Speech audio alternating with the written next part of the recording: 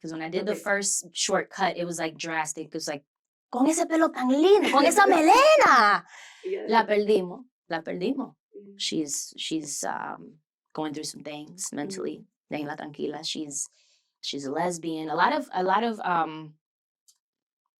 of assumptions around my sexuality immediately because of that.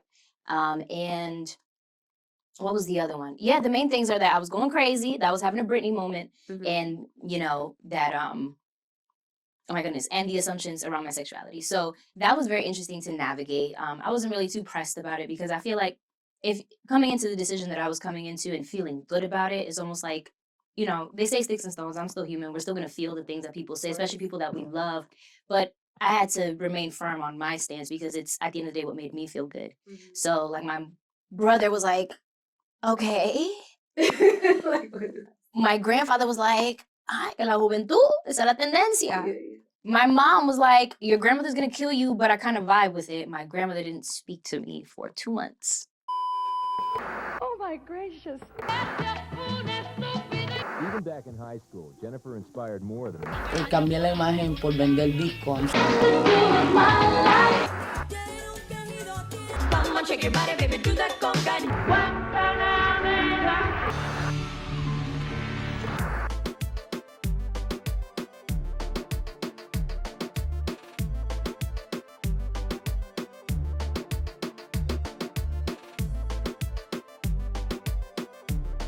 What's going on? Welcome to Growing Up Latina. I'm your host, Ali V, and I'm super excited because today is National Latina Day. We outside. Yo, we outside. You know what's so crazy? A lot of people don't even know, like, that National Latina Day exists. I mean, I'm today years old when I found out because I just found out right now. Welcome. We have Dash Lopez. Hi. In the sala with us. I'm so excited to have you on the show. I'm so happy to be here. Thank you for inviting me. Are you kidding? My God. Thank you so much for coming. I was telling you offline that I was like, how did I find you? And then it occurred to me that I was on Monica Style Muse page. Love her. Monica Style Muse, yeah, I love her. She was a guest on our show. And you guys did like a TikTok or something. Was it a TikTok? Cute. So I'm trying to remember because I don't think we've done a TikTok together. Okay. But I know we took recently. So I met her for the first time at in LA because I'm part of the Ultra Beauty Collective this year, and they took us out there, and there was an event like a last day soiree, and she was there. Her cousin Chrissy, who I also love, was there, and we took a couple of selfies. That was the first time we actually met, though, like for real. How was that? It was amazing because it's like, first of all, like I had been following both of their journeys since before they moved to LA. So like just seeing the growth and reconvening in these spaces at the same time is so dope, and it felt like so aligned. You know what I'm saying? I'm really big on alignment, and to see them there and to share that space with them and to have them be so, I mean, we know that they're so down to earth and so sweet, but it's just to meet in person and when the energy matches in real life, it's just the best thing ever. That's crazy because so you go to LA for Ulta Beauty. Like, yes. How does this happen? Like, how do we get here? Oh my God, y'all got goosebumps. Like, how do we get here? I ask myself that every day. I feel like I'm constantly on the go. And part of being like in the any creative space, like you're constantly on the go and thinking about what's next, that you sometimes don't take a moment to marinate on what's happening. So like I've been marinating a little more on what's happening. I'm like, how did we get here? And I'm like, I feel like, just being really intentional with content creation, the storytelling, and being myself first and foremost, which is the main thing. I started in the beauty space, creating beauty content. I was a beauty counter girl when I first started my career, and that led to a career in pro makeup artistry, which led to a career in modeling, which led to a career in, I've always been in the creative space. I started my Instagram in 2013. So I've been doing this for over 10 years now. And just this year, you do things for 10 years, and then God said it'll either be the first year that you succeed or it'll be the 10th. They say it takes 10 years for overnight success. So. And that's the thing. People think is overnight, and it's like, no, I've been working really hard, planting seeds and trying to be intentional in order to make this happen for myself. And I did not know, nor was I think, prepared for it to occur the way that it occurred, seemingly overnight. But I think that all of the things that, when you think of those moments when you didn't achieve a certain goal and you were almost there, but you didn't get to it, I now look back at those moments with fondness because I was like, okay, no, I'm ready now. I wasn't ready then. And I think that's sometimes a hard pill to swallow. And you're like, why isn't this happening? 10 years. I remember in October of 2023, I was so defeated. I didn't want to do it anymore. Why? The Like, what made you feel that way? I think the thing that's making a lot of creators feel that way right now, which is metrics. Engagements are so up and down, and you just never know what's going to do well, what's going to stick, what's going to not stick. You spend hours creating content that you pour your heart and soul into, and it doesn't do well.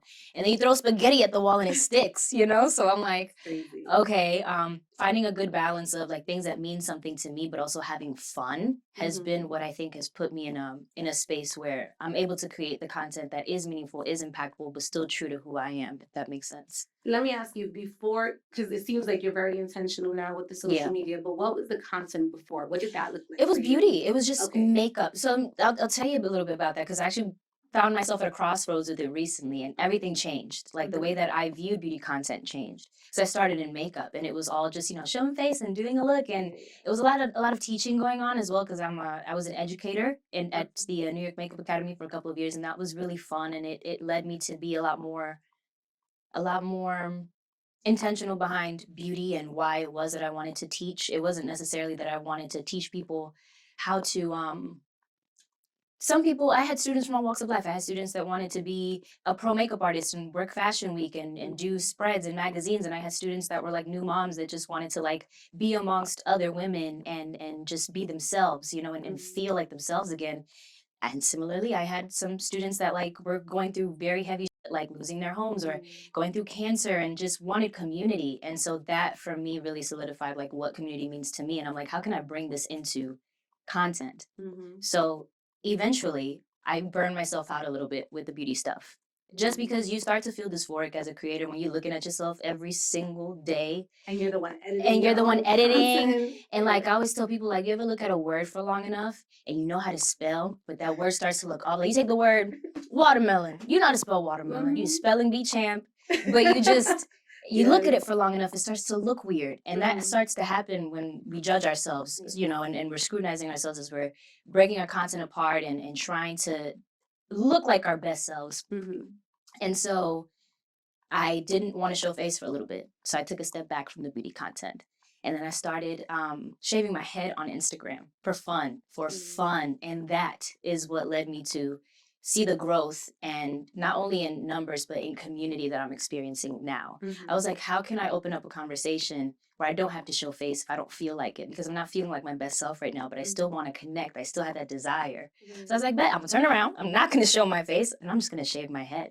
And it generated such an intense and such an important conversation around hair and what it means to be a woman without hair, with hair, by choice, by nature. Just incredible what it's become.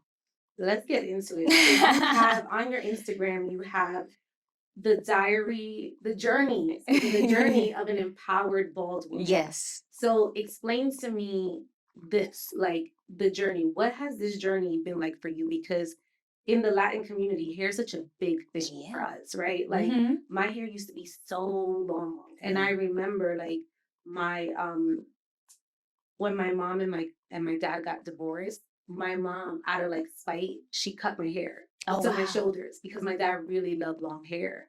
And my dad caught a bit like, oh my God, what did you do to my daughter's hair? So that's what I'm saying. It's like such a big thing. So how do we get to this journey where you're like, I'm just gonna do this, take this risk? It's funny. So like my mom and my siblings, they're all curly kids, right? Yeah. And we're Afro Latinas. And she was combing through her hair the other day, and she was having a hard time getting through those knots. And you just see the frustration in her face. And I remember her saying, "El que quiere moño bonito aguanta jalones." Yeah. And I'm like, oh, that's why I'm here. Because I never resonated with that. Yo nunca quería aguantar jalones. I didn't want to be pulled. I felt I was so sensitive, sensory-wise, growing up, and I still am so sensitive in that way. And hair was just something that I never really enjoyed. I didn't enjoy it down my back. I didn't enjoy when it would make my back break out because, back then there was no teaching us how to use the proper products. I didn't enjoy sitting. So you didn't have a good relationship? No, I did not have a good relationship with my hair. Mind you, it was what was considered good hair. there's this whole rhetoric of good hair versus bad hair, especially in the Hispanic community. And my hair texture was about a 3B, if anyone's like familiar with like hair textures. My mom's is a 4C, to put it in perspective. So it was different than hers. All of the women in my family have a 4C hair texture. So I was considered like a tiene el pelo bueno. And that was a narrative that I think was a little bit more damaging for me, because I didn't resonate with it. And there was so much felt like a lot of women lived around me in my community, lived vicariously through me because of the hair texture. And the whole pelo malo thing never made sense. It never made sense to be in a salon chemically processing it to like, I'm sorry, I don't know if I should. No, you're fine, you're fine. Go for Like it. it didn't make sense for me to be here like chemically processing, your hair so that in the name of it being straight, because I thought it was just so beautiful and I appreciated. My mom was always very experimental. She would do the poetic justice braids, or sometimes she'd be a baldy just like me, or sometimes she would have her afro out. But I didn't enjoy that. Like, it felt like a lot of women in my family, including myself up until this point, were basing every decision around hair. Now, I'm not going to see a baby shower girl because I can't do my hair. I can't afford the blowout, and I just don't feel like doing it, I found that there were so many things that we base around that, not only identity wise, but like in so many other ways. And getting rid of it felt like I was getting rid of a shield. And people don't like when I say it ruffles some feathers when I say that. Like, it does challenge societal norms. It does open up a different conversation about what it means to be a woman without hair, and it does open up a conversation that's also very important, that understands that not very many people have the choice like I do. So it's important to have a conversation around the lack of hair that's empowering, because it is empowering, You know what's so crazy? Man, and this is my niece. Now, and I'm thinking about it because I'm thinking about your hair, but my niece had this disease called plastic anemia. And Oh, no, I heard plastic that. anemia is something that attacks your blood cells. Literally only the 1% get it. She happened to be the 1%. And she had to undergo chemotherapy at the age of 8. Oh, wow. But she felt, and 8 years old, right? Like, I can't even believe, like, 8 years old. She tells her mom, my sister, she's like, just pass me the buzzer. I want to do this myself. I know that's and my right. sister was like, what? And she was like, I can't control anything in my life. This is the only thing that I can control. I'm about to cry. 8 years old? Yeah. Are you freaking kidding me? Why am I That's crying? insane. I'm like, what? No, that's a beautiful Yeah, story. 8 years old. So she was just like, I want to control this.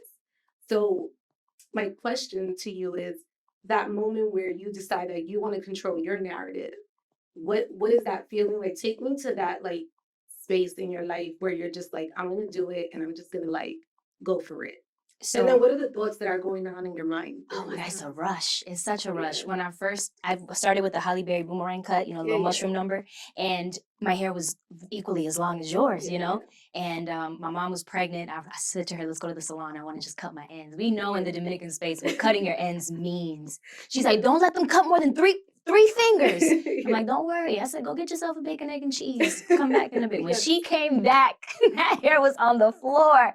And there's pictures of her like, mami te va a matar. My grandma, she's like, mami te va a matar. And I'm like, mommy didn't kill me, but she didn't talk to me for a little bit. I was just so empowered. I felt so good. I felt immediately so free. I felt almost like a modern day version of my mom too, because she really, seeing her be so flexible with her styling growing up made me want to also be flexible with like my style. And like, people like to say like, I wonder who you get it from, but I'm like, I get it from my mother and I get it from my grandfather, because they were always doing braids, dyeing their hair, doing crazy things. And they always had this mentality of like, well, it's hair, it grows back. Correct. So I didn't understand why there was such an attachment to mine. But when I made that decision, I tell you, I was so happy. Like, I knew I was ruffling feathers, but I was here for it, and then Such a risk it was, taker. from there, it just got shorter and shorter and shorter. And when I went bald for the first time, it was in August 2019. So I'm coming up on 5 years. And literally, coming up on 5 years. Yes, And my yes. anniversary's coming. Yes. So I was using my clippers and I forgot to put the guard on them because I started cutting my hair myself and it went all the way down. And I was like, oh, what am I going to do? My friend was like, well, you got to keep going, because what are you going to do? Just walk around like that? Like, it'll grow back. And if you don't like it, but go for it. You got a mug, she said. And I was like, okay, let's do it. And I did it. And I was like, wow, this is interesting. Everything felt cold. You didn't No, I didn't have that moment where it's like, One of my favorite movies is with Sanaa Lathan, Napoli Ever After. I tell everybody to watch that movie because she takes the clipper and she has that emotional moment after going through some experiences. And it wasn't like that for me. For me, it was very exciting. It was thrilling. It was like, I'm making this decision for me. I wasn't afraid of what anybody else was going to think. I was like, I'm making this for me. The people that really love me are going to continue to love me. You know, whomever just wants to vibe with me will. And whoever doesn't need to. And that's okay.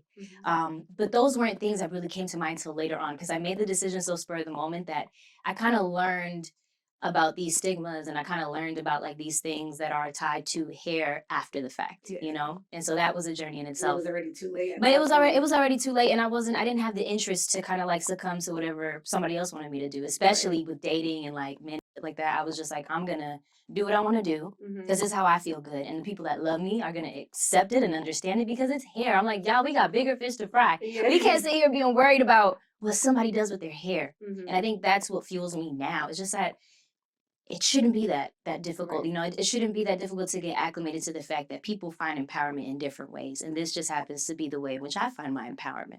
You know, people like, I'm like, because again, I used to have long hair, but then I cut it really short and kept going shorter. And I'm just like, I love short hair. It's amazing. And it's then free. people will tell me like, no, but short hair makes you look older. I'm like, no, but there's like a certain power in that. And I don't think people understand like what it is. And it wasn't like for me when I cut my hair, it wasn't no breakup, right? It wasn't any of those things. But I was more surprised with the way other people were like their reaction. So what was people's reactions when they first saw your hair and they're like, oh, okay, like what are they saying to you? So when I did, there was two waves of that because when I did the first shortcut, it was like drastic. It was like, con ese pelo tan lindo, con esa melena. La perdimos. She's going through some things mentally. Déjenla tranquila. She's a lesbian. A lot of assumptions around my sexuality immediately because of that. And what was the other one? Yeah, the main things are that I was going crazy, that I was having a Britney moment, and you know, that oh my goodness, and the assumptions around my sexuality. So that was very interesting to navigate. I wasn't really too pressed about it because I feel like if coming into the decision that I was coming into and feeling good about it is almost like, you know, they say sticks and stones. I'm still human. We're still going to feel the things that people say, especially people that we love. But I had to remain firm on my stance because it's at the end of the day what made me feel good. So like my brother was like, okay. My grandfather was like, ay, en la juventud, esa es la tendencia. My mom was like, your grandmother's going to kill you, but I kind of vibe with it. My grandmother didn't speak to me for 2 months. Barely said a word. What does that do? To me, it did nothing. I had to write it out because I was like, she's shorty got to get acclimated to it, you know? And eventually she did, and she's my biggest supporter. Now I love her so much. Shout out to mama and mommy and the whole family. I love y'all. But like at first it was hard, but then after a while, like if you just move with, how do I say it? If you just move in a way that's genuine, in a way that's true to you, and I always try to move not only in that way, but in a way that reminds my grandma, like, you raised me, like, you taught me everything that I know. You taught me to be a woman that stands firm on her decisions and that feels good about herself. You taught me these things, and I'm just, you know, I'm doing with what you've taught me what I can to continue to enforce that in myself. And having those conversations later on down the line, I think now she sees that and she enforces that, and like she is what's the word? Not enforces. I'm running out of English. I'm running out of English. Like just the positive reinforcement is there, you know, where it's like, I'm cheering for you no matter what you do, whether your hair is long, your hair is short, you're my granddaughter and I love you. I also had to be very honest with myself and understanding of just what that meant to her, you know. A lot of my journey has been understanding her journey and the other women in my life and why they had the reaction that they did to me doing that. Because it's like, why are you living vicariously through my hair texture? We got to unpack that, you know. And so a very positive shift that I saw, not only in conversation, but physically, the women in my family started embracing their hair texture a lot more. And I really appreciate that. I'm not saying that that's because of me. I'm saying it's because of just the conversations that it provoked, you know, which I think was very important. What do you think is like I guess my question is, do you get offended when people do ask you? And then what is like the proper way to ask someone like, hey, like your hair, like what, like how do you approach that?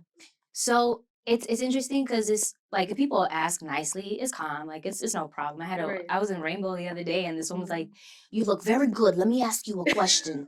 She's like, "Did you go bald because you wanted to, or like and I know what she meant by like, Yeah.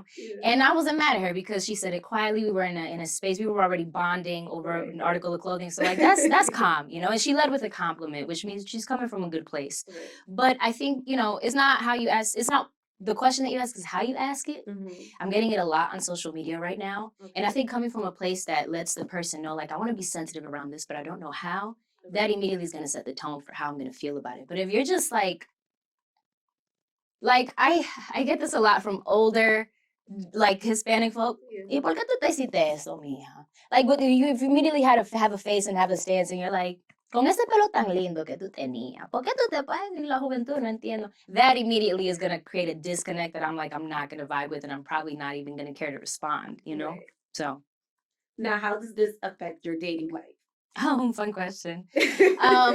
So through my dating life, I had to be very honest with myself about it's so funny because last night I was having this inner monologue with myself about like understanding sometimes why we attract the things we attract. And I think that a lot of my process, like with love and with which I'm a single woman and I enjoy being single and Mhm. probably will be for a while Yeah. by choice. Yeah, yeah. But falling into that space where I'm like feeling comfortable with that, I've been thinking a lot about like not why things haven't worked out or why people move the way they do, but I've been trying to like just learn more about why I love the way that I love, which I Mhm. think is tied to so many different things.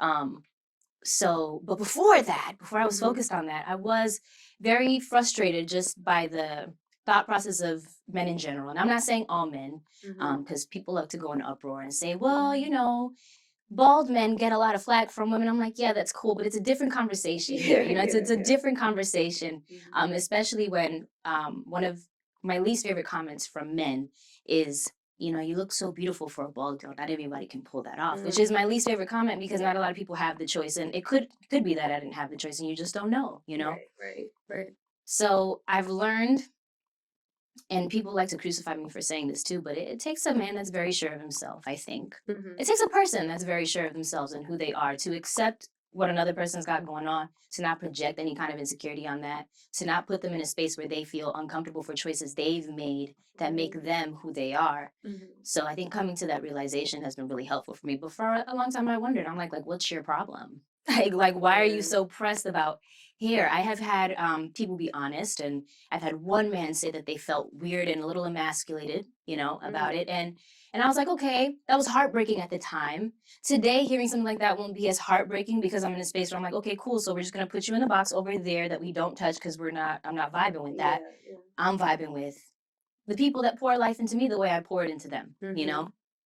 But in the beginning, it was difficult to Yeah. see a guy, think he's cute, or see a person I do identify as queer. Mhm. Um, it's something that I didn't explore until later on in my life, a little bit more recent. But Mhm. in those early days of like my early 20s, because I cut my hair when I was 18, Yeah. it was just very interesting to navigate that and be like, well, why isn't this person like me? We seem to vibe in every other way. Like, really, you're getting something as silly as hair Yeah. ruin the vibes? And it wasn't registering then that it's like, well, if they're letting something as silly as hair ruin the They vibes, not the one. they're not the one, and you don't They got to not deal the with it, one. you know? But yeah, it's good to be on the other side of that now. But at first, that was one of those things that came with the journey that I had to I didn't think about. I wasn't thinking about, oh, I'm not going to attract what I want to attract if I no. Now it's even more so like I am going to attract the person that is equally as sure of themselves and doesn't fold on their beliefs and the things that make them feel like, their best selves. Yeah. So I think there's so much to unpack here. definitely. Oh my, we can be here all day. So, okay, there's a lot to unpack because, well, for one, I feel like the conversations within the household, and I don't know, you can correct me if I'm wrong, they're now becoming like teachable moments, right? Yes. Like you are, what I like to say is redefining what beauty looks like. You're doing that in your house, right? Because in your home, they're saying, no, long hair is like the way to go. Right. Don't cut it. Why'd you cut it? There's so many questions around that. Yes, yes. But now you're in this also beauty space, beauty and influencer space. Now, how does this now translate into that space? What are they saying? Are you losing jobs? Are you getting more jobs? Like, what does that look like for you? And how are you navigating that space? I've got signed as a model after I went There bald. you go. There you go. So I was like, it's funny because a lot of the things that I felt like in the early, parts of my journey that I was grappling with, that I maybe wasn't seeing within myself, right? Started kind of manifesting in career opportunities, and it forced me to kind of take a step back and be like, there's something here, and we So were gotta. you doing modeling before? I was having this? fun, Okay. I was so being a professional makeup artist, sometimes they make you sit in the chair and do the light tests, and you're like, Yeah. and it's not serious, Right. But then that accidentally led me to actually be on a shoot for the first time, and it was so much fun. And I was like, "Oh, we can do this. This is fun. Let's just have some fun with it." And someone reached out to me from an agency, and I thought it was spam. I was like, "I'm not answering. This is spam." But I answered, and it wasn't spam, and I got signed immediately. And it was very eye opening for me at the time, you know, just like the places that you can go. So you Right. just never know who's watching, who's listening to your story. So I tell people all the time, I started doing this, you know, talking to my camera, and people be like, who does she think she is? Who are you even talking to? Like, and I'm like, I'm talking to somebody out there who's listening and who this resonates with, and That's I'm right. building a community, and that's what it's become. Mhm. I mean, the scalp care content and the haircuts and Fresh Cut Friday, which is my viral Yes. series. It feels insane to say I have a viral anything, Mhm. but that series really is what catapulted me into a space where I'm now doing the work that I want to do. I'm doing the work that's meaningful. I'm having the meaningful conversations, tying it all into that. And brands see that.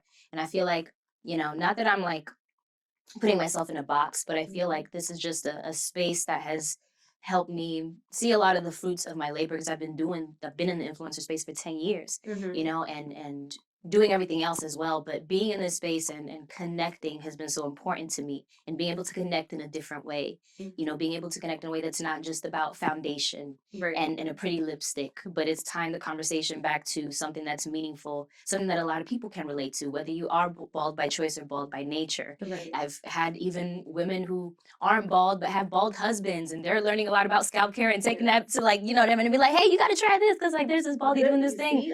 It's just like there's a market for everything, and I tell people this all the time, and it's even more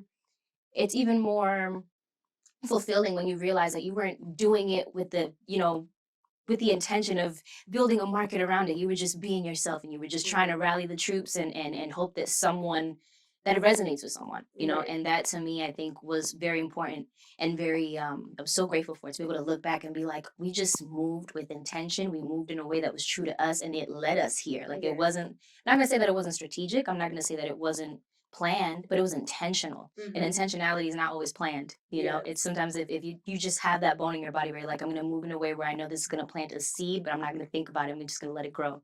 That's what it felt like. I wonder for you, do you get booked for jobs where they're like, hey, let's put you in a wig? One time, and I said no. Yeah. So, like, I dabbled in acting, and that's been really, really fun, and I'm cool with that. Like, acting is different. You're playing a role, Right, and right. like, I can step into another role, and if you want me to wear the wig, I'll wear the wig. But when it comes to modeling, only one client has ever asked me to grow out my hair, not grow out my hair, wear a wig, and I'm like, I was doing already. It was for an intimates shoot. It was for, so I had done some work with Victoria's Secret in the past. And it wasn't them, but it was another client that was doing intimates. And I'm like, why do you want me to wear a wig for an e-com job? If you're familiar with e-commerce, it's when you like put on the kit outfits and you just like, so people can know what the piece is, so they're buying it.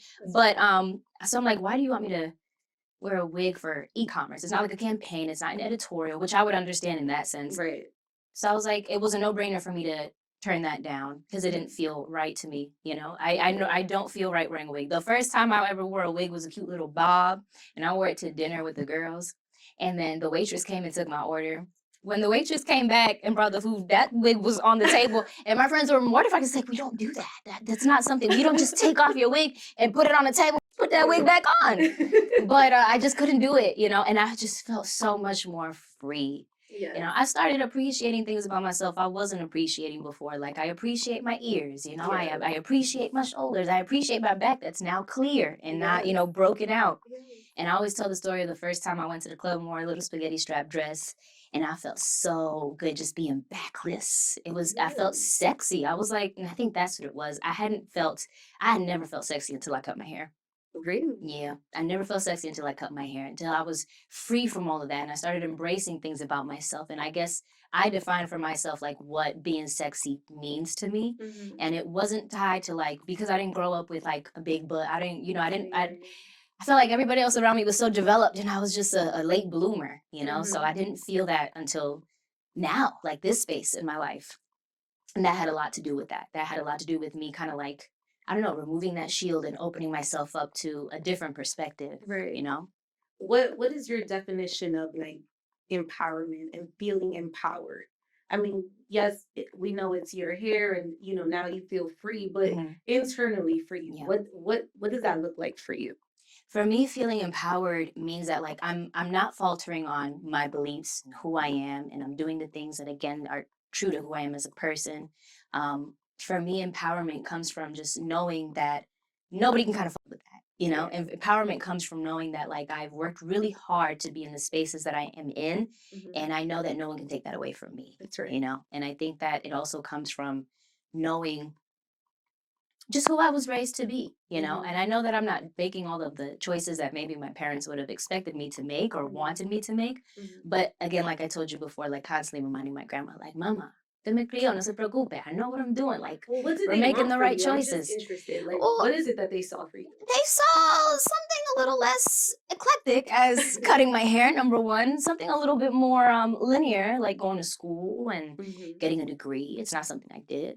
Okay. I went to college, I did 2 years, and I wasn't happy. And so I decided to remove myself from that environment if I wasn't going to take it seriously because college is a monetary investment. That if tell you're going to people- make that investment or your parents are going to make that investment, and I'm looking at camera for this, you got to be honest with yourself about whether or not it's an investment that is going to be worthwhile for you or for your family. And I didn't grow up with very many resources. I didn't want to put my family through that debt, make my mom pay out of pocket for something that was going to not do the things that I wanted to do. So I was like, you know what? I'm living at home right now. I'm going to go out into the world. And I grew up very sheltered, very helicopter parenting. I was Rapunzel locked away in the tower, literally, until I was like 18 years old. So I didn't get to see or experience the world for real until I started working when I was like 18, 17, around there.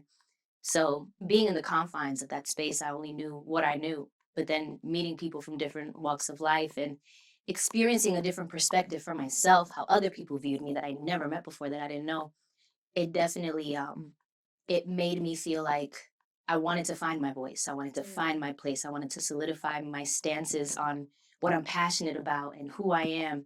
And that was a journey in itself that I'm just now feeling like we know who we are. Yeah, You that know? you've arrived. Yeah, we're But what here. about the person that doesn't know who they are and they're trying to figure out like who they are, what they want to do in their life? Like, how do we get there? Mhm.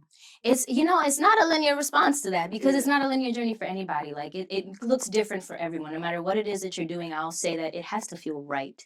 The things that you're doing have to feel right. Your nervous system should feel calm. If you're feeling anxious or overwhelmed in a way that makes you constantly be in a state of despair, then maybe the things that you're doing or the systems you have in place are not and something has to change. And I've been in those spaces and we go in and out of those spaces. Life is full of ebbs and flows.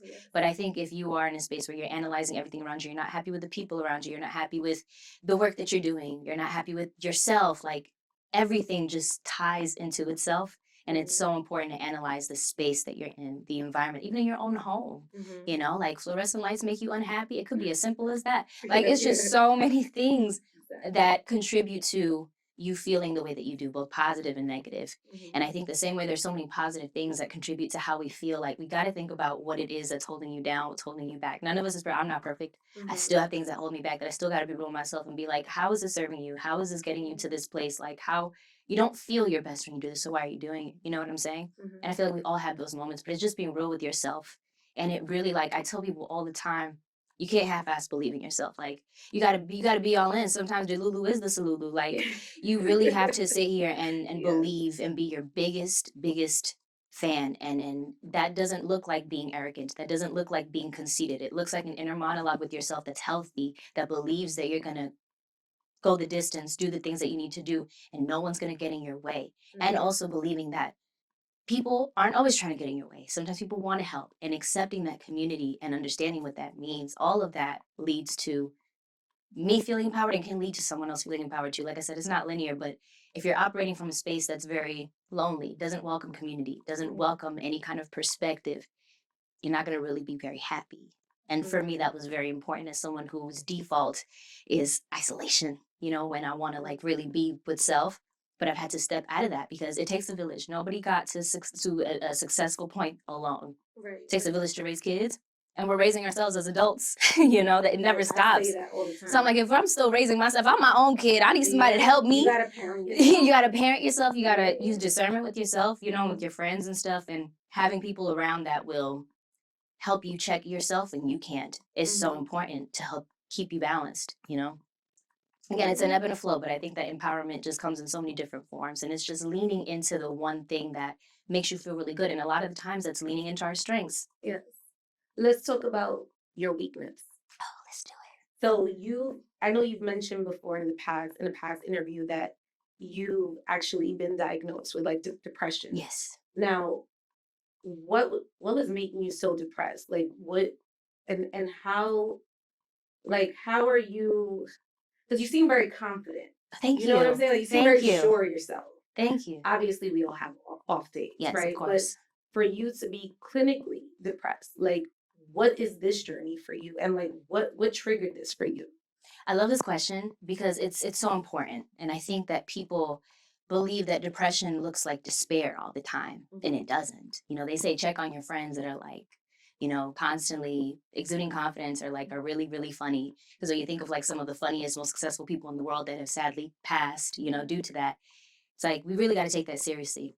And I encourage everyone to just ask appropriate questions and meaningful questions, thoughtful questions when talking to people, because you just never know what someone is going through.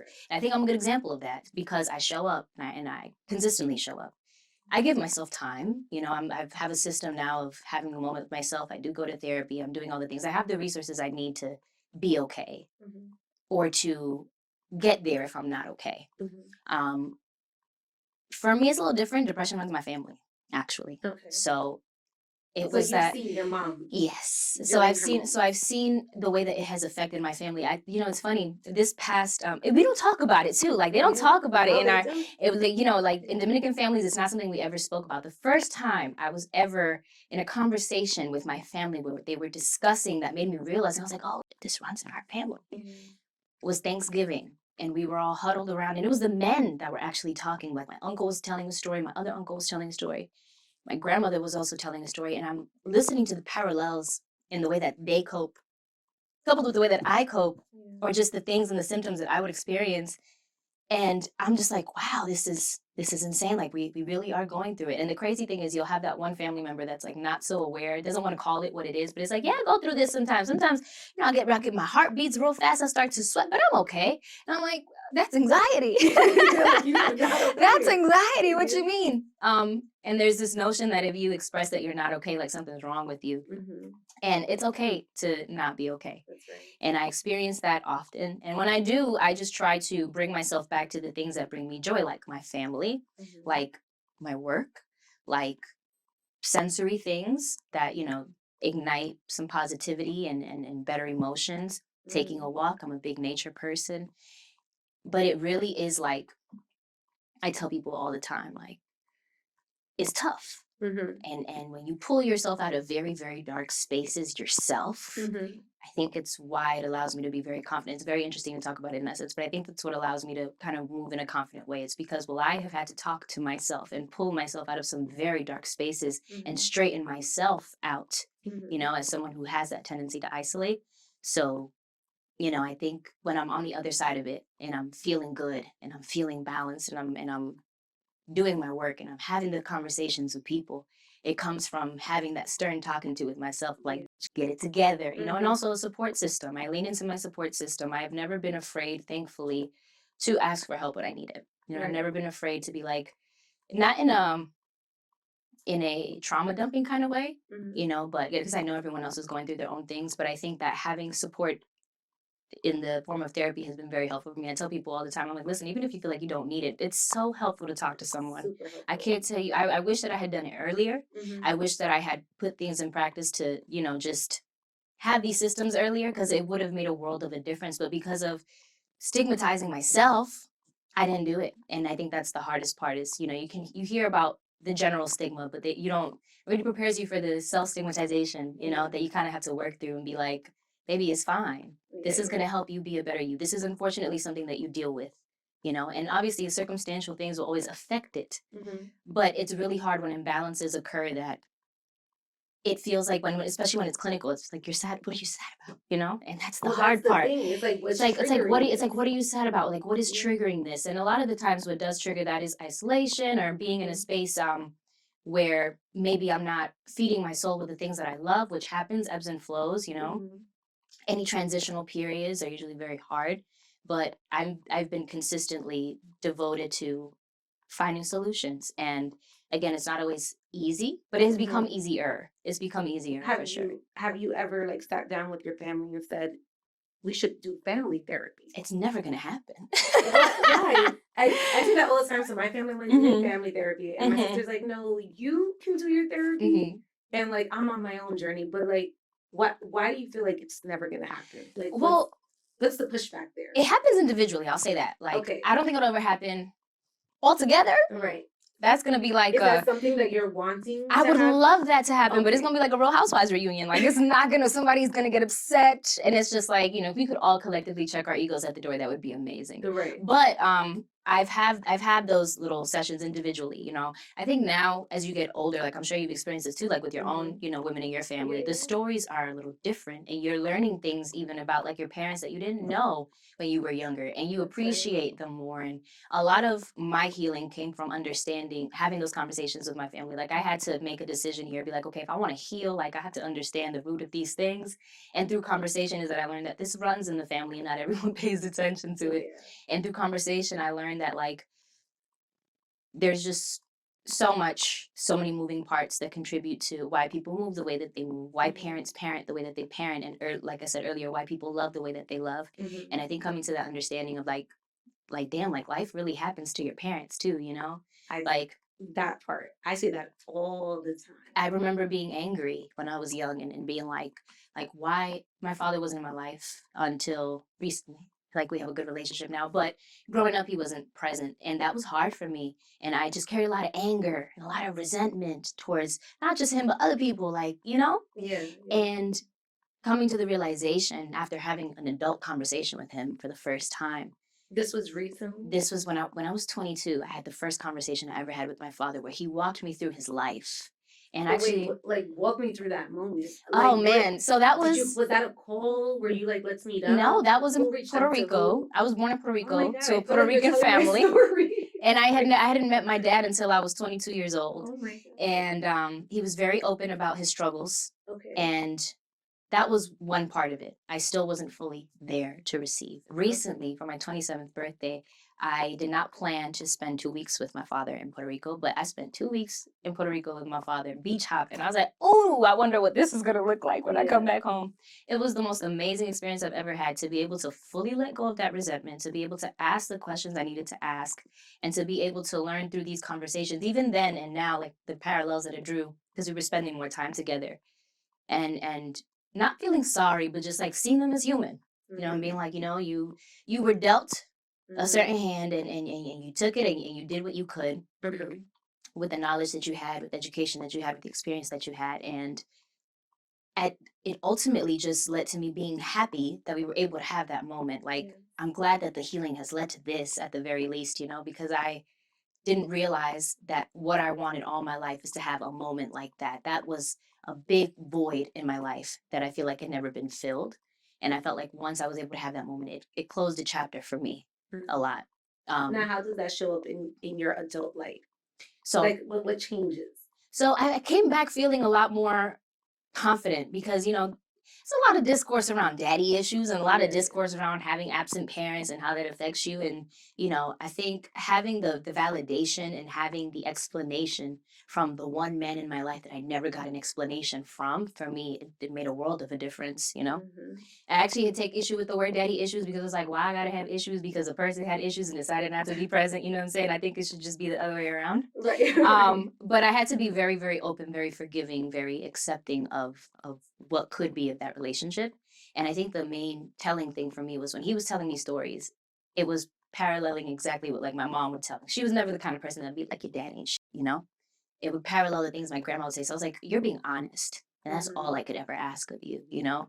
And that was so healing. It helped me again also realize like why you are the way you are and why we make certain decisions that we make, why we love the way we love. But I think that to me, that moment of being like, again, humanizing my parents, not just him, but also my mom, my grandparents, everyone, and understanding there's a deeper meaning why you move the way you move, why you feel the way you feel about certain things. And because of that, I no longer harbor any anger or resentment towards you. That was like a big weight off my shoulders when I came to that realization. And I was like, okay, now you can pass the baton on to me fully, and I'm going to continue raising myself now. I'm not going to blame you for the things that are not working out now in adulthood. Because in my early 20s, I was blaming a lot. That's so powerful. That. Gosh, like, first of all, I could relate. I literally had the same moment in Puerto Rico, so I can definitely relate. Was there a question that you were asking both mom and dad that maybe the response, the explanation that you got didn't make sense to you? Where you were like, I have to say, it all aligned. And it's like he was talking and I was mind blown the entire time. And that was the first thing I said to my mom when I came. I was like, you know what? And I thanked her for allowing me to form, because my resentment and my anger was mine. It wasn't perpetuated by any kind of conversation. Like, she was honest with me about things that were going on. If anything, she shielded me for a long time from what was really happening, right? And so being able to come home and be like, you know that story you told me? I have this missing piece to it now. Because, you know, and just hearing the stories of like when she was younger, when he was younger, and hearing her talk about when they met, hearing him talk about when they met with the same different perspective, but the same kind of like undertone where it's like, oh, you don't have this desire to lie to me. Like you're really wanting to get to know me. You're really wanting me to understand like the good parts of who you were and why my mom fell for you and why things were the way they were. And that was very interesting. But a big point of contention for me in my life was the fact that my father wasn't around. And that I can't tell you how it felt to, again, be able to not even close that chapter, because now like I'm planning my next trip for my birthday coming up. And I'm like, now it's like, I can't believe I really want to like go kick it with my dad, you know? Yeah, you want to bond with your family. But it's like not just him, just that entire paternal side was a side that I even, you know, the people that they didn't mean to hurt me, you know? They were just there. And it wasn't my grandmother's fault. It wasn't my grandfather's fault. It wasn't any of their faults. And to be able to have that side of the family, have that support. I always had support. I always had love. It wasn't perfect, but I always had love and I always had support. But to experience it from two different sides was amazing. And to have my grandparents FaceTime, like my maternal grandparents, be so happy that I'm experiencing this, and then come back home and have them pick me up and just engage in so many different ways and connecting, it made me feel this sense of abundance. And I felt so full that I had never felt before. You're like an empath. I am. Like, you really feel. I'm so emotional. Yes, I feel that. I haven't cried because this face is beat today and I put effort on it. But otherwise, I'd have been like, I don't know if this foundation is waterproof. But I also think it's very telling to me that I'm not getting emotional right now, because like and that's one of the things that I've been working through. I'm so emotional. To a fault. Yeah. People thought that it was, that's one of the things that I remember someone was like, you're emotionally unstable. People my whole life have tried to gaslight me into believing that I'm emotionally unstable because I cry at everything. I cry if something's happy. I cry if something's sad. I cry if something's funny, like, you know? And I'll cry if you cry. And for a long time, I thought that was a weakness. But then now, even like going through my journeys through therapy and all of that stuff, I love a good cry. I always think, you know what I equate it to? You ever get a good ass whooping as a kid? Because, you know, I come from the background of ass whoopings, and you go to your room and you cuss everybody out, including your mom, under your breath. They took the remote, so you got to toggle the thing with your hands, and you're just sitting there, like angry, yelling. And then you have that moment where you like maybe look at yourself in the mirror and troll yourself a little bit, and you're like, why are you crying? Or you sit at the edge of the bed and you just feel like that release, and then you take the best nap of your life. I'm like, I'm still do that if I need to. If that's what's going to stop me from losing my fucking mind, I'm going to feel my feelings. And I encourage everybody to. I'm not afraid to feel my feelings, whether they're positive or negative. Look at my producer. And I think that's what she a Libra too. She a Libra too, so she know. She is so like that. She's like, sometimes, Allie, you just gotta cry. I'm like, I don't want to cry. Like, I don't want to feel that. She's like, no, you just like need to let it out. I'm like, definitely. I don't know about that. For a long time, I equate that to weakness for me, not in others. I think it's beautiful if like, hey, you cry and you get a good release out of it. Great. For me, I'm like, I'm sitting on the edge of my bed, like, why are you crying? Like, man, right. Like, that's my monologue. So I don't know. I guess it's different for everyone. It was like that for me for a while because I would internalize the negative things people would say and be like, now it's calm. I'm a crybaby. It is what it is. And I know that they're meaningful tears because they mean something to me, and that's the thing. I know it's cringe for some people. Some people are not that in touch with their own emotions and don't know how to be an empath, don't know how to be present for someone emotionally. And that's fine. I am. So I'm going to be emotionally present for myself before I can be emotionally present for somebody else. Like if I can't understand my own tears, how can I understand somebody else's, Ooh, And that was really when I came to that realization with myself where I'm like, you know what? I'm so in tune emotionally. As much as people try to gaslight me into believing that I'm not, I am. Because there's a reason why you feel things deeper. I feel everything deeply. Very, very deeply, whether it's positive or negative. If it's a love for you, I feel it deeply. If it's love for myself, I feel it deeply. The same way if there's sadness, I feel it deeply sometimes. But one of my favorite movies is Inside Out. And if nobody's seen Inside Out 2, go watch it. Inside Out 2 was so good. But one of my favorite things that Joy says is like, there's no joy without sadness. Through every sad moment in my life that maybe has been devastating emotionally, I made it out on the other side stronger for a reason because I processed that. I had to sit with it. I'm a firm believer that sometimes the only way out is through, with support, with help. But the only way out really is through, because if you don't sit with it, you're going to be avoidant about it, and then it's going to catch up with you eventually. And it's going to manifest in a different way, and it's going to keep popping up, and it's going to get in the way of things.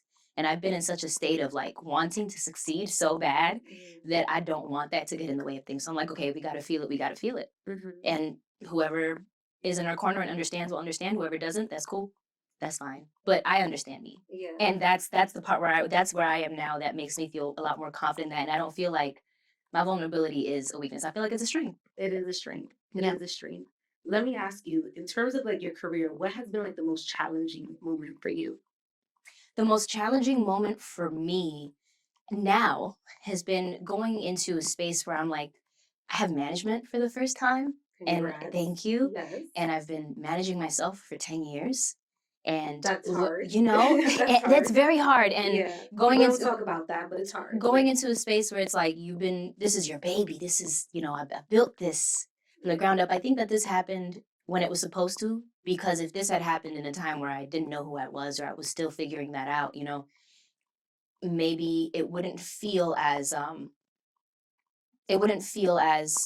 mutually beneficial or impactful, because I feel like, I didn't come from a place of, okay, well, you work for me. I came from a place of, no, we're working together. Like, this is my brand and this is your expertise. We're bringing together your expertise and my brand. And let's do it. Let's figure it out. And it's a conversational space, and it should be mutually beneficial. And I was so scared of like just being misled.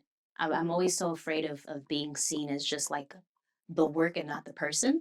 And a lot of my work comes from how I feel as a person. A lot of my work comes from the work I am doing on myself as a person, So being in that space and aligning with a group that understands that can almost like see your vision through your eyes. It's very challenging to just kind of like relinquish control in that way, right?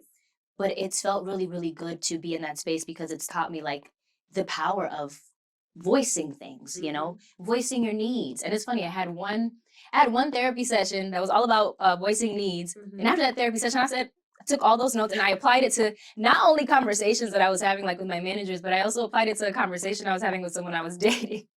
And I was like, this is just needs in general, because I'm someone who, as much as I'm an empath, I can also be I have a history of being passive aggressive. And I was like, I don't want to be passive aggressive in this space. And I don't feel like I have to be, and anybody who really wants to see me succeed is not going to be that way towards me. But there's this fear sometimes of taking up space and asking for the things that you want. So being in that space and just feeling empowered and being like, I'm going to talk about these things and having them be receptive was so important. And it taught me like, you gotta speak up for yourself. You have to, especially for yourself.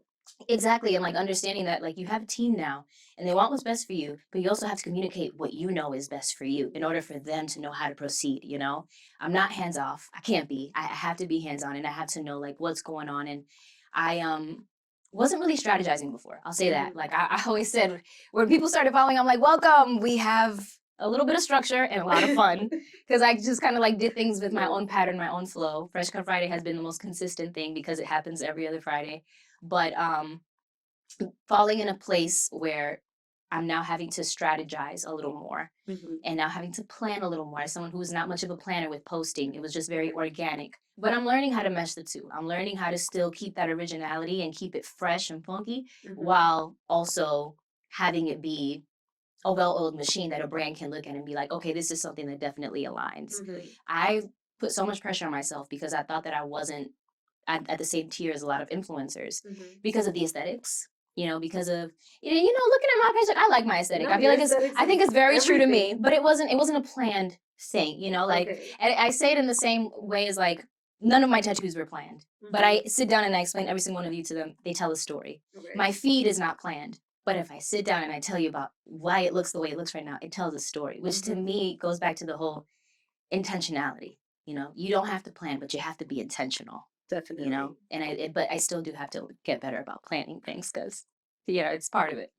that moment when Jessie Reyes, right? She likes your post. Oh, Jessie Reyes liked my post. Yes, SZA liked my post too. And I was like, so did Tia Mowry and so did GD Oh my Mai. God. And I was like, so I was a big fan of like The Real. It was one of my I love The favorite Real. daytime talk shows. And these are people you watch growing up too. Like I grew up watching Tia and Tamara on TV. And to have these people like my shit's like, oh, you see me? Like, I exist. Like, remember being a kid watching TV? A lot of these things felt so unattainable. Social media has changed so much. To think that a celebrity likes my work, it's just so affirming, Yeah. because it's like you think of these people and I've gotten to work with brands and I'm like, I got to do some things with Fenty Beauty that I was like, Rihanna knows that I exist. That's all I need. And Serena Williams reposted something earlier. And those are the little things that like, to me now, I'm just like, okay, like this is so affirming.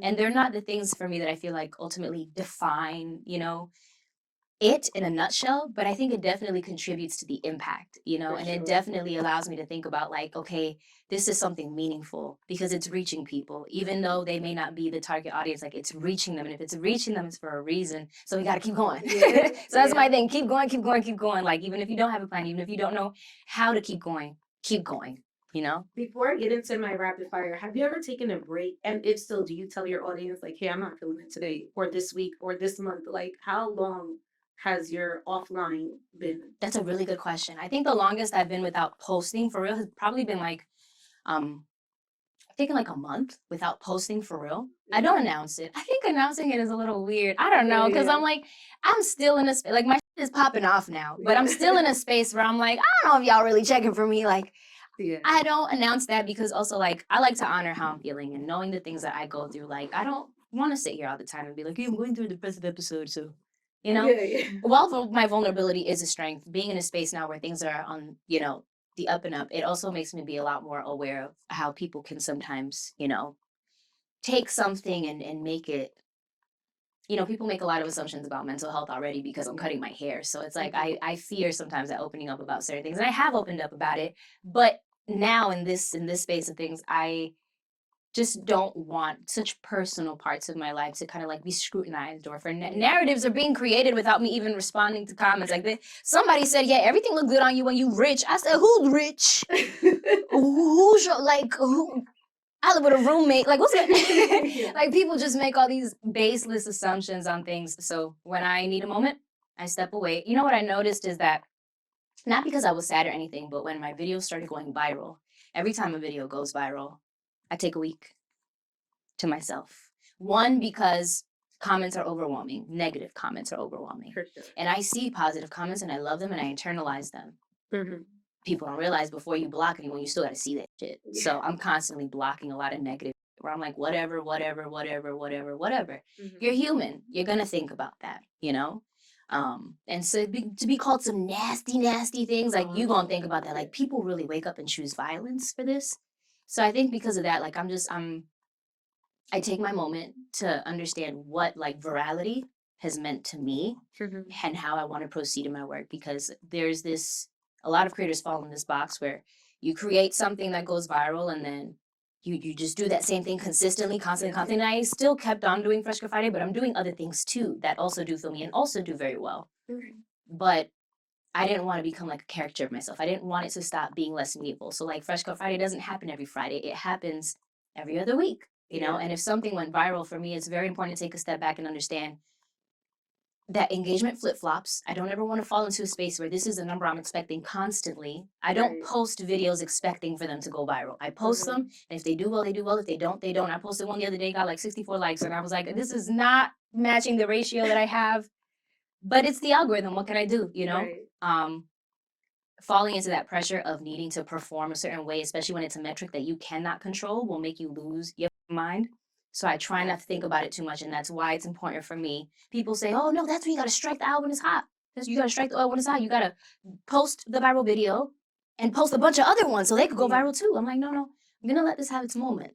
I'm going to let this have its moment. Because when that has its moment, everything else kind of has its moment too. And people get introduced to you through other things that you do as well. And I find comfort in that and knowing that, no, I've planted really good seeds here for people, of telling a story that people can look at and follow, you know, and I don't have to post every single day in order to feel like I'm making an impact or moving the needle. I am by placing things intentionally, by having intentional conversation. And I'll still engage. I'll respond to comments. People send me emails from all walks of life, messages, very beautiful messages too. I had a father who was like, I always wore a cap my entire life. Daughter got very sick and passed away. And he sent me a message saying, today, I just feel more comfortable taking off my cap. And it's a small thing, but I just feel a lot more comfortable Those this are the way. ones that you And gotta hold on to. exactly. And so when I take that step back and I take that week to just like engage, it helps me realize, okay, this is why I'm doing this. So now I can come back to the drawing board and feel good about it because it's making an impact. You ready for my rapid fire? Let's do it. Let's do it. Tell me you're Latina without telling me you're Latina. Ah, oh my God. Tell me you're Latina without telling me you're Latina.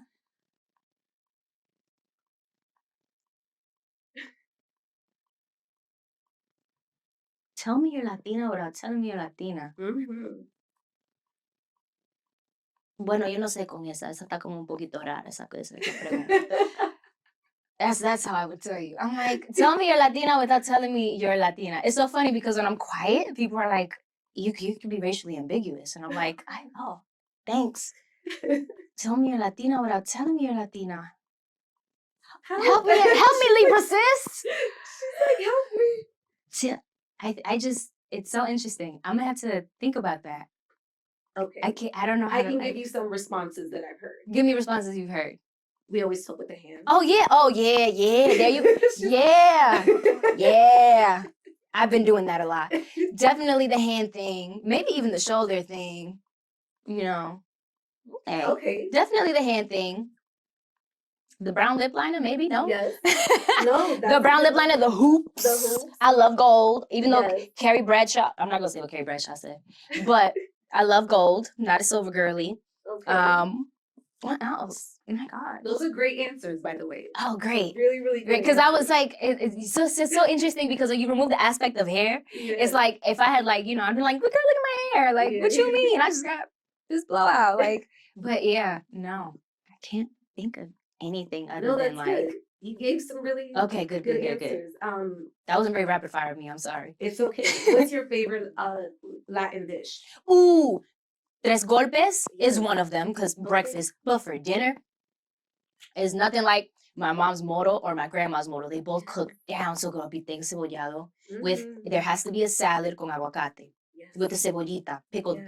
Do you cook? I do. Okay. I do. And I learned from both my mom and my grandma. When I moved out for the first time on my own, put them both on face. I'm like, we're going to make a moro today. Teach me how to make it. And I never forgot. Okay. What's one thing you need in the morning? Oh, to brush my teeth. That's number one. And number two, tea. Ginger tea. Okay. Siempre con mi tecito. No coffee, no. I'm not a coffee girl. I have coffee intolerance. It's not good for my anxiety. But growing up, since I was little, and I still do this to this day, we never went to bed without having un tecito de manzanilla con jengibre. And I still, to this day, go to bed and wake up con mi tecito de manzanilla con jengibre. Love it. Mm-hmm. I feel like every time I ask this question, people don't give me like a really, it's like one of those questions you have to think. What's the last movie that made you cry with laughter? Oh, with laughter. Because I could tell you the last movie that made me cry was Luca. Pixar always make me cry. Luca. Y'all see Luca? Luca is the op, but that was such a beautiful movie. Inside Out 2 also made me cry, but made me cry of laughter. Yes. Oh, man.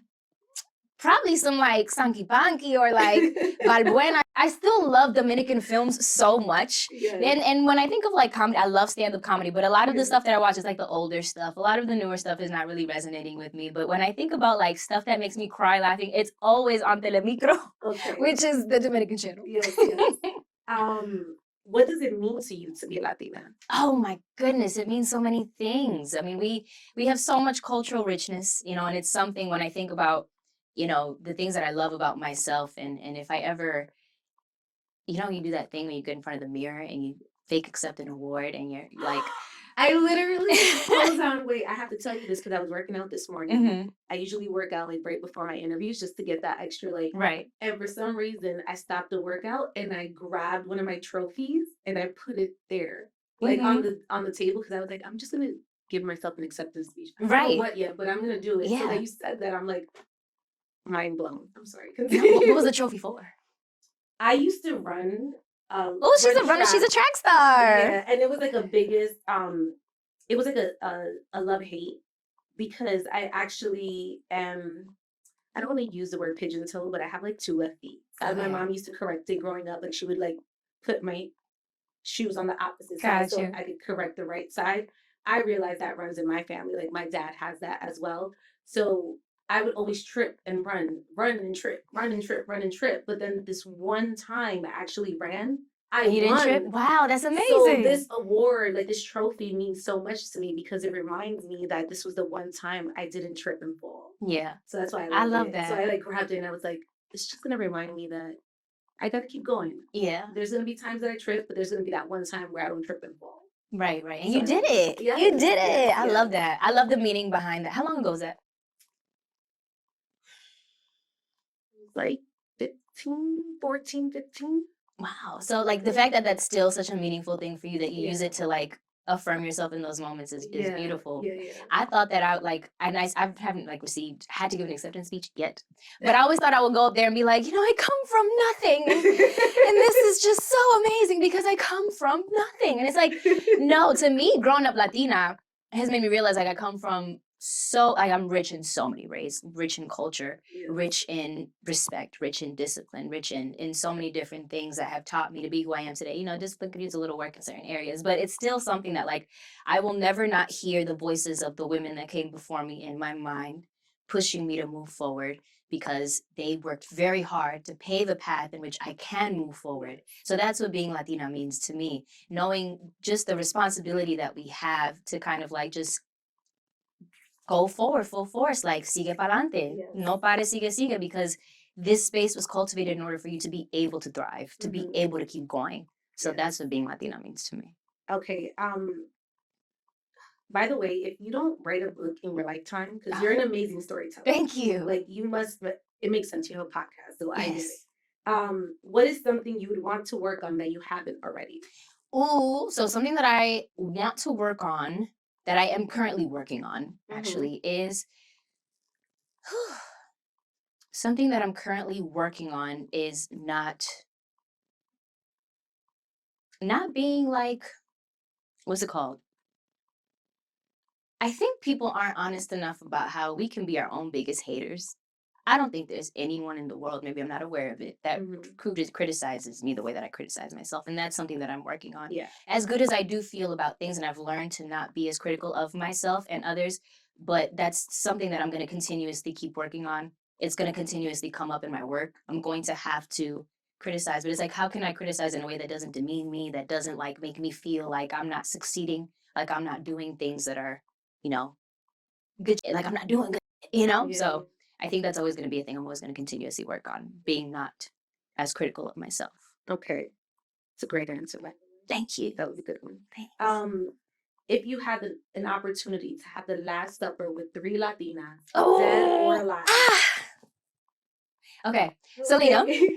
Selena, number 1. Okay. Celia Cruz, number 2. Everyone. I swear, I'm gonna have a dinner and just like have something to honor her because Absolutely. everyone says Celia. Definitely Celia, Selena, and living AOC.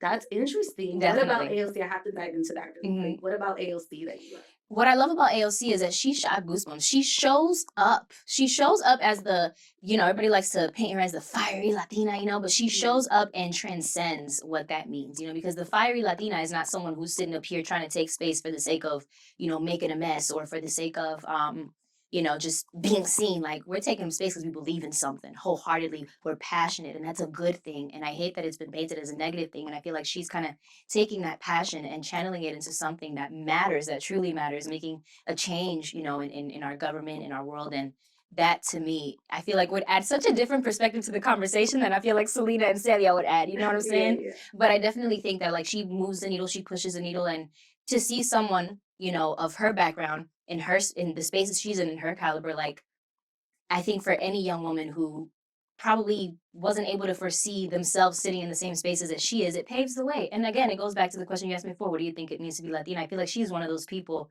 who took all of the things that she was probably told or internalized that were negative and channeled it into something positive to make a change. And that's what I love about AOC. Love that. Last one. This is a finish this sentence. Okay. Finish this sentence. Growing up Latina is Fun.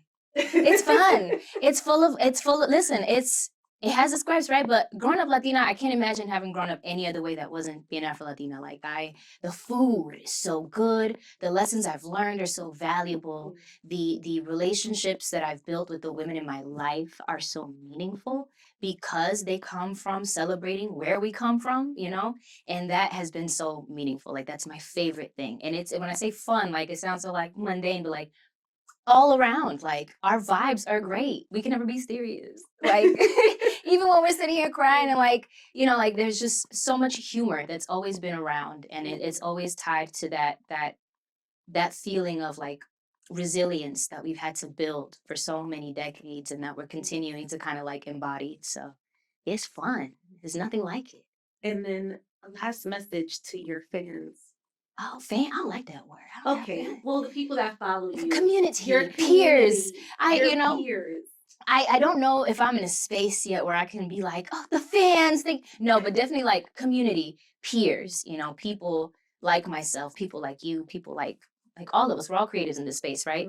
Who want to succeed in whatever space they're in. And this is the main thing that I tell myself all the time. It is a very saturated space, and it's going to be saturated wherever you go, especially if you start. But Rome wasn't built in a day. You got to start somewhere to get somewhere. And there may be a million people doing the same thing that you want to do. But I encourage you to think about the ways in which you can stand out and do things your way. It'll never be the same way. Like, I think about that all the time, especially coming into engaging with the Baldy community. There's so many of us. There's so many of us. And we do things so differently. Like, that's what I love. Like, I do Fresh Cut Friday. One of my peers does Scalp Care Sunday. Another one does Shave That Sunday. Like, it's different. And it's never crossed my mind, like, oh, well, and I've had someone reach out and say, like, oh, isn't this person doing like what you're doing? I'm like, that's we're sharing the space, and it's great that people are exploring their version of their story and telling that. Like, it's never going to be the same. Like, there's nobody that can get in your way except for you. Nobody. So we have to release this notion that we're in competition with anyone. I'm not thinking about that. I'm not thinking about competing with anybody other than who I was yesterday, especially if I didn't have the best day. How can I be better today? I encourage you to focus on that, and everything else will follow. Fully believe in yourself. Be a little delusional, because a lot of the success comes from that delusion. When people are questioning you and they're like, oh, well, do you think that's really going to work?